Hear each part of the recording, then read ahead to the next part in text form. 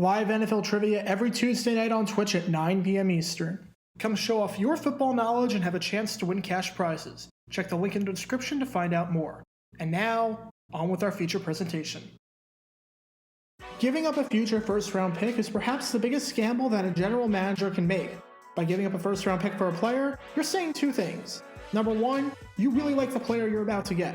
This player is better than any first-round pick will likely be, and will help you on your quest to win the Super Bowl more than a high draft pick could.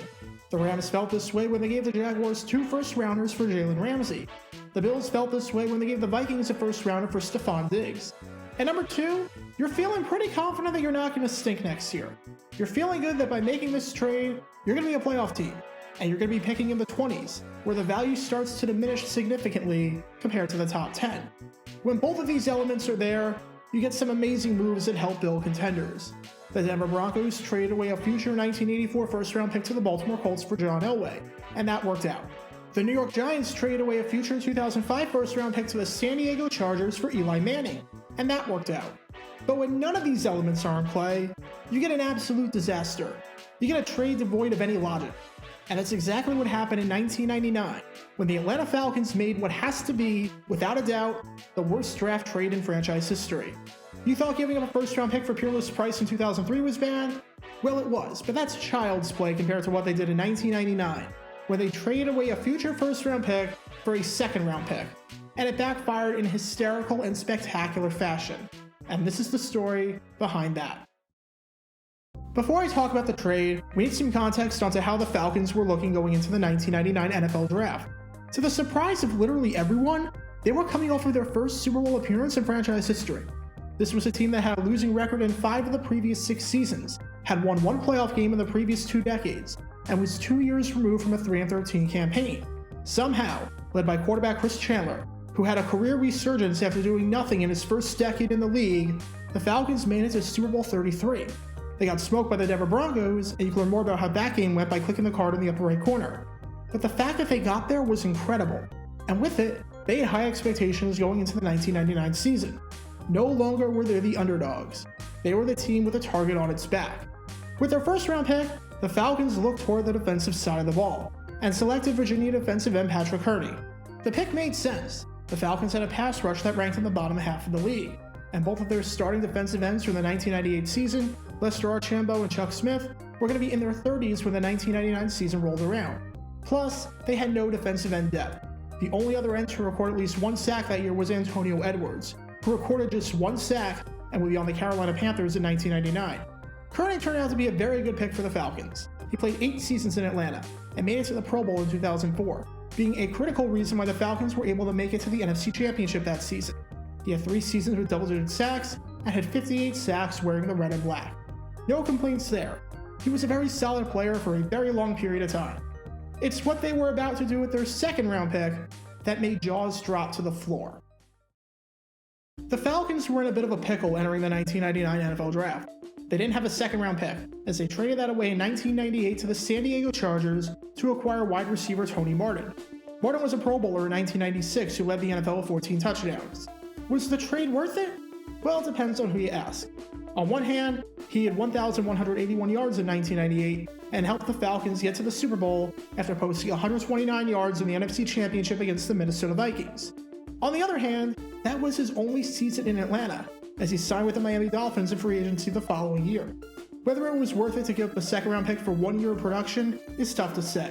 But either way, the Falcons didn't have a second-rounder, and they wanted someone really badly who was still available. That player was Mississippi State tight end Reggie Kelly. Kelly was mainly a blocking tight end. He only had 2 receiving touchdowns in 4 years of college ball. Now, Atlanta didn't really need a tight end. Their main guy was second-year player O.J. Santiago, who was coming off of a pretty solid 1998 campaign where he had 5 touchdowns. And the backup tight end, Brian Kozlowski, was an established veteran who was actually coming off of a career-best year in 1998. Atlanta had some major needs on their team going into 1999. They needed help at wide receiver after losing Tony Martin.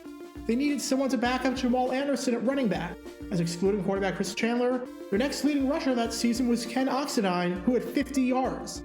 Starting free safety Eugene Robinson was going to be 36, and probably couldn't be trusted after getting arrested literally the day before the Super Bowl. A backup tight end was not of high importance at all. Yet the Falcons really wanted Kelly. And not having a second round pick, they looked to trade and get one. With that, they called the Baltimore Ravens and offered a deal. The Falcons would get pick number 42, and in return, the Ravens would get the Falcons' first round pick in 2000. Now, we've seen teams make trades like this before, but that's usually 7th rounders for future 6th rounders, or 6th rounders for future 5th rounders, or something along those lines. How many times are you going to see a team give up their future first round pick to get a 2nd rounder? It just doesn't seem to make a whole lot of sense. Well, the trade signal was 2 things. Number 1, Atlanta really wanted Kelly. They thought that adding Kelly would help improve the team significantly, despite the fact that he was a blocking tight end on a team that didn't really seem to need a tight end. Number 2, Atlanta was confident that 1998 was not going to be a fluke, and that they'd be just as good in 1999 as they were the year before. You make this trade if you think that pick is going to convey in the 20s. You don't make this trade if you think that you're going to stink and wind up picking in the top 5.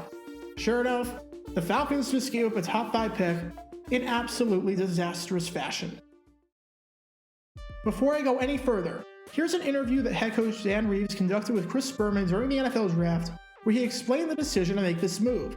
It features some hilarious foreshadowing at the end, where all of Reeves' worst nightmares come to fruition. Take a listen.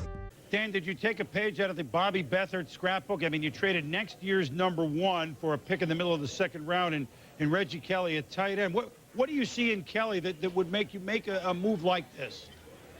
Well, first of all, Boomer, when we were talking about, Pat Kearney in the 1st round, we were talking, about Reggie Kelly at the same time. Felt like he was a tight end that brings great blocking to that position. And it's hard to find. Just like defensive ends are hard to find, it's hard to find those blocking tight ends.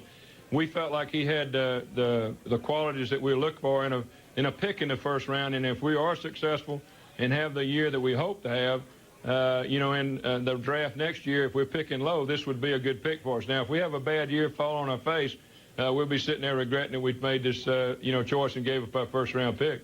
Now, there's 2 reasons why this trade was absolutely awful, and still makes no sense even with the benefit of hindsight.